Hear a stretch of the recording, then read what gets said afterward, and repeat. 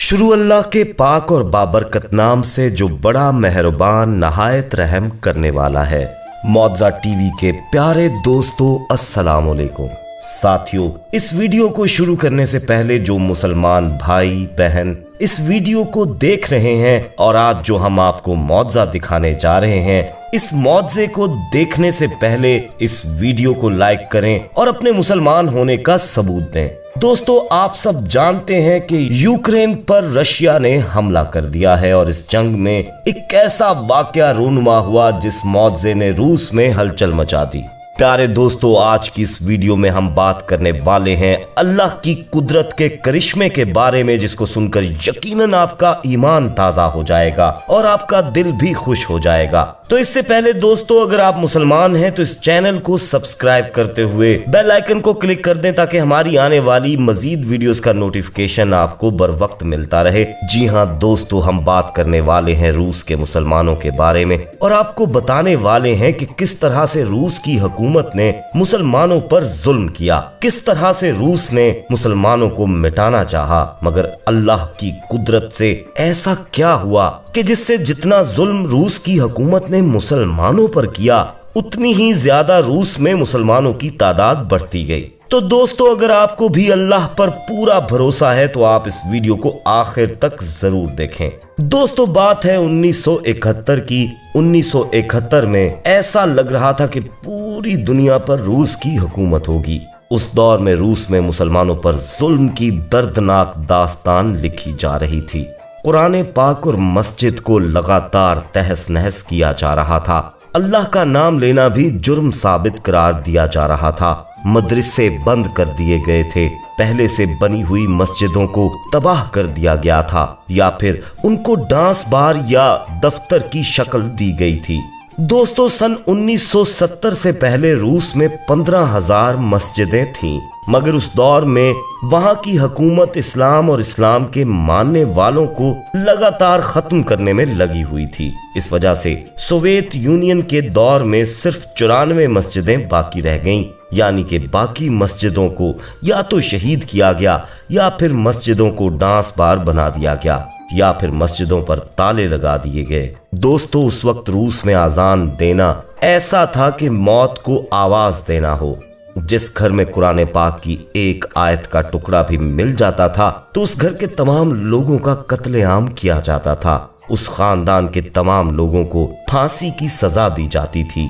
दोस्तों, इसी डर की वजह से मुसलमान कुरान पाक को अपने घर में नहीं रखते थे, बल्कि कुरान को ही हिफ्ज करने और छुप छुप कर कुरान सीखने पर मजबूर हो गए थे। उस दौर में आलिमों का बड़े पैमाने पर कत्लेआम किया गया, औरतों की इज्जतें लूटी गईं, लोगों को जबरदस्ती ईसाई बनाया जाने लगा। असल मुस्लिम पहचान को खत्म करने और आबादी का परसेंटेज तब्दील करने के लिए इनकी जगह पर रशियन लोगों को दूसरे इलाकों से बुलाकर आबाद किया जाने लगा। हर मुसलमान को मुस्लिम होते हुए भी जान बचाने के लिए अपनी पहचान छुपानी पड़ती। दोस्तों, यकीनन अब आप ये सोच रहे होंगे कि इतने जुल्म के बाद रूस से इस्लाम और इस्लाम के मानने वाले खत्म हो गए होंगे। दोस्तों, हम आपको बता दें कि इतना जुल्म सहने के बाद शायद ही दुनिया में कोई दूसरी कौम होगी जो दोबारा खड़ी हो सके। लेकिन कहा जाता है कि इस्लाम वो पौधा है जिसको जितना काटोगे वो उतना ही फलता फूलता है, वो उतना ही ज्यादा हरा होगा। और आज इसी बात का गवाह बनी है रूस की बड़ी बड़ी और खूबसूरत मस्जिदें। और दोस्तों, आज रूस में मस्जिदों की बहुतात है कि रूस ने भी ये मान लिया है कि इस्लाम को खत्म करके नहीं बल्कि इस्लाम को गले लगाकर ही तरक्की को आगे बढ़ाया जा सकता है। दोस्तों, जो रूस कभी इस्लाम को पूरी तरह से खत्म करना चाहता था, वहां पर अल्लाह की कुदरत और करिश्मे की वजह से रूस की सरजमीन पर तकरीबन 8,000 मस्जिदें आज मौजूद हैं। दोस्तों, रूस के कैपिटल मॉस्को में दुनिया की 4 खूबसूरत मस्जिदें हैं। ईद के मौके पर सिर्फ मॉस्को की मस्जिदों में नमाजियों की तादाद 3 लाख से ज्यादा होती है।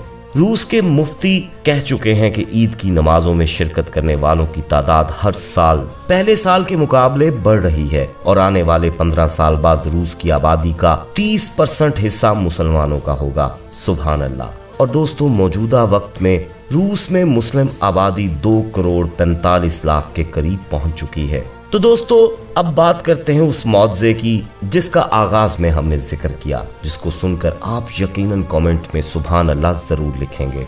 साथियों, बेशक कुरान पाक अल्लाह की तरफ से इंसानों की हिदायत के लिए भेजा गया एक नायाब तोहफा है। अल्लाह पाक कुरान पाक में फरमाता है कि बेशक हमने कुरान पाक को नाजिल किया है, बेशक हम खुद इसकी हिफाजत करने वाले हैं। अल्लाह ने अपना ये वादा रूस में सच में साबित कर दिया। दोस्तों, रशिया में कम्युनिज्म का राज था। हुकूमत ने घर में कुरान पाक रखने पर पाबंदी लगा रखी थी कि वो ऐसा मानने लगे थे कि इस कायनात का कोई भी खुदा नहीं है। दोस्तों, उन दिनों में एक मुस्लिम ऑफिसर मॉस्को की ट्रेनिंग के लिए चला गया। उसने वहां पर जाकर जो कुछ भी देखा हम उसी की ज़बानी आपको बताते हैं। ऑफिसर कहता है कि जुमे का दिन था, हम मॉस्को शहर में थे। मैंने दोस्तों से कहा चलो जुमे की नमाज अदा करने चलते हैं। तो मेरे दोस्तों ने कहा यहाँ की हुकूमत ने सारी मस्जिदों को गोदाम बना दिया है। शहर में सिर्फ 2 ही ऐसी मस्जिदें हैं जो कभी कभार ही खुलती हैं। जब मैंने उनसे ये सुना तो मैं बहुत हैरान हो गया और उनसे उन दोनों मस्जिदों का पता बताने को कहा। जब मेरे दोस्तों ने मस्जिद का पता बता दिया तो मैंने उन्हें ढूंढना शुरू कर दिया।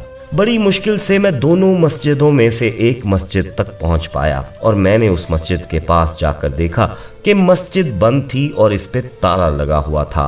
और वहां मौजूद लोगों से पूछने पर मुझे मालूम हुआ कि मस्जिद के बराबर में रहने वाले शख्स के पास इसकी चाबियां हैं।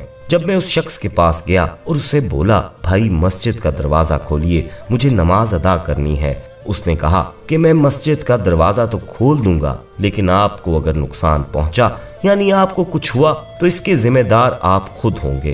तो मैंने जवाब में उसे कहा कि देखिए जनाब, मैं अपने देश में भी मुसलमान था और यहाँ पर भी मुसलमान हूँ और मैं वहाँ पे भी नमाज पढ़ता था और यहाँ पर भी नमाज पढ़ूंगा चाहे कुछ भी हो जाए। उस शख्स ने मेरी इस बात पर मस्जिद का दरवाज़ा खोल दिया। फिर मैं मस्जिद के अंदर गया तो मस्जिद का माहौल बहुत ही ज़्यादा ख़राब था। मैंने जल्दी जल्दी मस्जिद की सफाई की और इसके बाद बुलंद आवाज़ में अजान कहना शुरू कर दिया। वो ऑफिसर कहता है कि मेरी अजान की आवाज़ को सुनकर आसपास के सारे लोग इकट्ठा हो गए और लोग ये सोचने लगे कि ये शख्स कौन है जो अपनी मौत को पुकार रहा है, मगर डर के मारे कोई भी मस्जिद के अंदर नहीं आया। मैं चूंकि अकेला था तो नमाज जुमे की बजाय बस नमाज अदा की और मस्जिद से बाहर आ गया। इसके बाद जब मैं वहां से रुखसत होने लगा तो लोग मुझे ऐसे देख रहे कि जैसे मैंने नमाज अदा ना की है बल्कि मैंने बहुत बड़ा जुर्म कर दिया है। खैर, मैंने उस बराबर वाले शख्स को वापस चाबियां दी और वापसी की राह ली। इसके बाद जब मैं वापस चलने लगा तो एक बच्चा मेरे करीब आया और अपने घर चलने की जिद करने लगा। इस बच्चे की जबान में मोहब्बत देखकर मैं उसे ना नहीं कर सका, उसके साथ उसके घर चला गया। उस बच्चे के वालिदैन ने मेरा इस्तकबाल किया, खाना वगैरह भी खिलाया। इसके बाद मैंने उस बच्चे से पूछा कि क्या आपको कुरान पाक पढ़ना आता है? उसने कहा जी मुझे कुरान पाक पढ़ना आता है। मैंने कुरान पाक को उसके सामने किया और बोला कि इसे पढ़कर सुनाओ। उस बच्चे ने देखा मगर कुछ नहीं बोला। फिर उसने मेरी तरफ देखकर फिर कुरान को देखा तो मैंने सोचा कि शायद बच्चे को कुरान पढ़ना नहीं आता। तो मैंने उसे कुरान सिखाने की नीयत से एक आयत पर अपनी एक उंगली रखी और उसको बोला कि ऐसे पढ़ो। मैंने शुरू ही किया था कि वो बच्चा फर से कुरान पाक को पढ़ने लगा और वो भी बगैर कुरान पाक को देखे।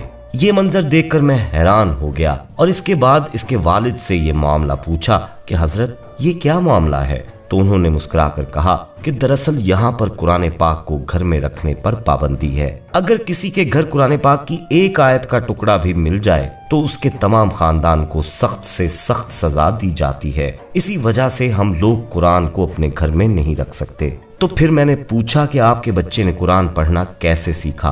तो मेरी इस हैरत पर उन्होंने जवाब दिया, यहाँ हमारे आसपास बहुत से कुरानी हाफिज हैं, बस हम अपने बच्चों को वहाँ पर उनके पास भेज देते हैं और वो उनको कुरान जुबानी सिखाते हैं और फिर एक वक्त ऐसा आता है कि हमारे बच्चे भी कुरानी हाफिज बन जाते हैं।